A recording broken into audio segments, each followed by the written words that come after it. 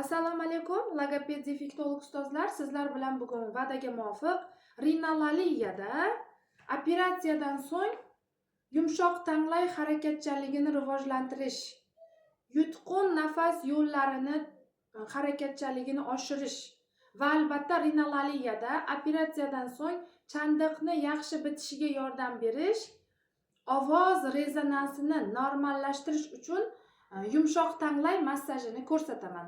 Og'zimizni ochamiz va katta qilib og'zimizni ochib, mana shu yumshoq tanglayda tepaga, pastga, tepaga, pastga, o'ngga, chapga, o'ngga, chapga va albatta zigzag harakatlari va mana bu spiralsimon massaj va albatta yana tepaga, pastga, tepaga, pastga harakatlar bilan massaj qilinadi. Ustozlar, massaj qilish davomida hech qachon unutmang, 1-2 daqiqadan oshmasligi kerak. Yumshoq tanglay harakatchanligini rivojlantirib beradi, chandiqlarni yaxshi bitishiga yordam beradi va albatta ushbu massajni qo'lingizga perchatka kiygan holatda massaj uchun ishlatiladigan yog'lardan foydalanib massajni amalga oshiring. Massaj davomiyligi yumshoq va qattiq tanglayni 1-2 daqiqa. Shuni eslatib o'taman, bilasiz, rinolaliyada operatsiyadan keyingi va operatsiyadan oldingi davrlar bor.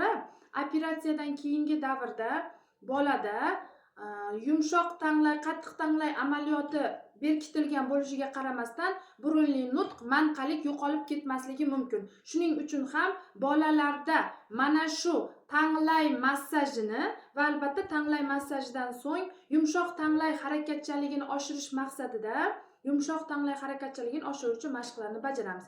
Birgalikda bajaramiz. O'g'lim meni ortimdan qaytar. Suvni g'arg'ara qilish mashqini bajaramiz.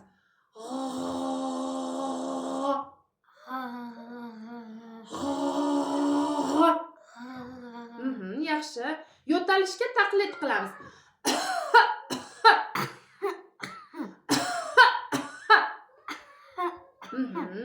Suv tomchilarini yutamiz kam-kamdan.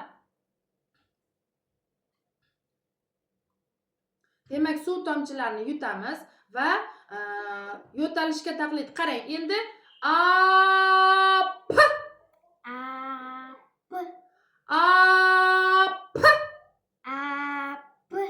xuddi mana shunaqangi yumshoq tanglay harakatchanligini oshiruvchi mashqlar orqali farzandingiz logopedik mashg'ulotlar mobaynida yumshoq tanglay harakatchanlik mashqlarini bajarsa, uning ovozidagi burunli nutq yo'qolishiga sabab bo'ladi. Chunki yumshoq tanglay ko'tarilib pastga tushib, ko'tarilib pastga tushib, ko'tarilib pastga tushib harakat qilish kerak. Agar u tepaga ko'tarilmas ekan, o'pkadan chiqib kelayotgan havo yo'li burun yo'liga o'tib ketadi. Shuning uchun ham pastga tushib turaversa, havo yo'li burun yo'liga o'tib ketadi. Bu ko'tarilib burun yo'lini to'sish kerak yumshoq tanglay va natijada yumshoq tanglay burun yo'lini to'sadi va sog'lom, normadagi nutq chiqadi.